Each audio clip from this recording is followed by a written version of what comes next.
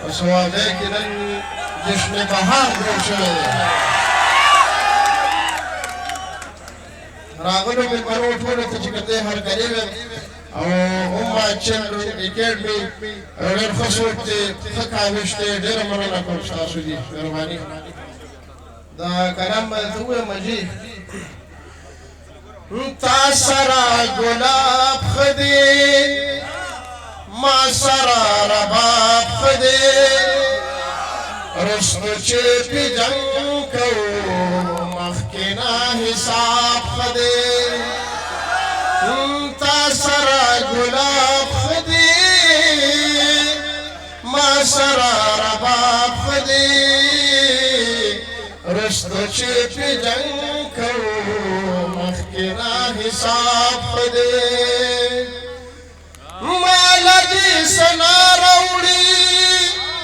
مال دې سنا راوړي مال دې سنا راوړي مال دې سنا راوړي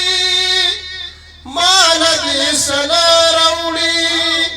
مال دې سنا راوړي رور مې دې کامیاب ښه دی رور مې دې کامیاب ښه دی رسته چې پې جنګ کوو مخکې نه حساب ښه دی رسته چې پې جنګ کوو مخکې نه حساب ښه دی کړي یې ارمان د جنګ کړي یې ارمان د جنګ کړي یې ارمان د جنګ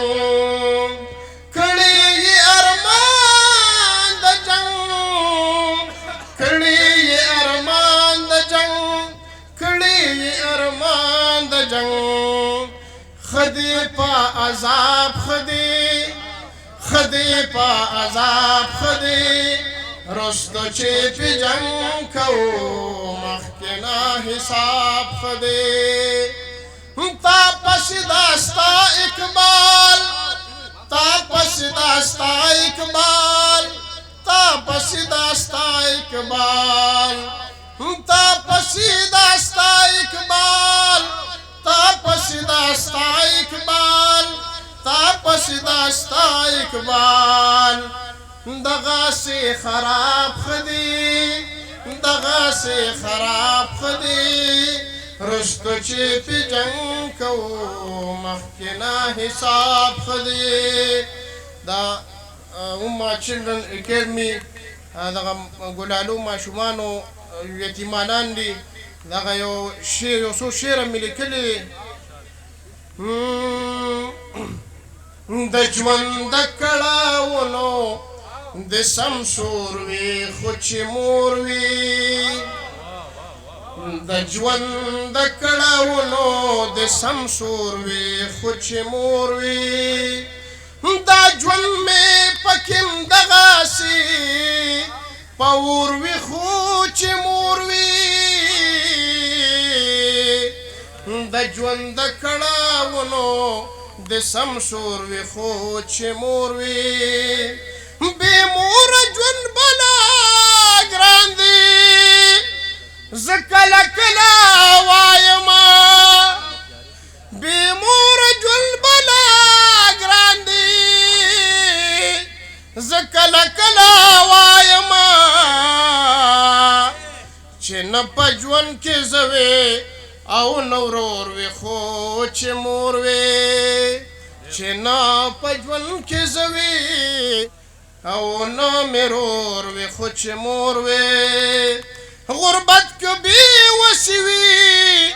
پروا نه وي لویه خدایه غربت کې بې وسې وي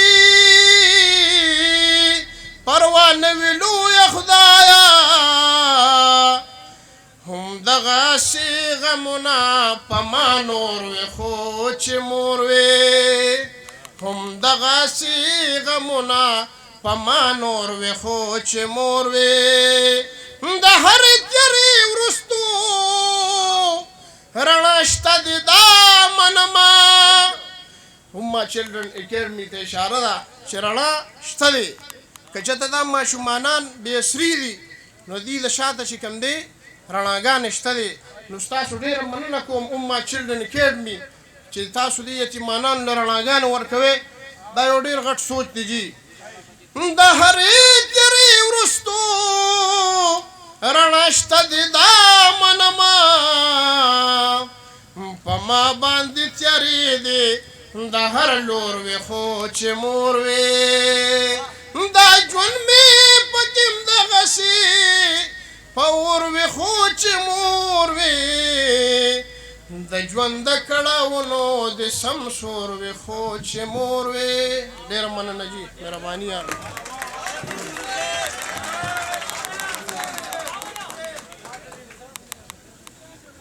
ډېره مننه تورو صاحب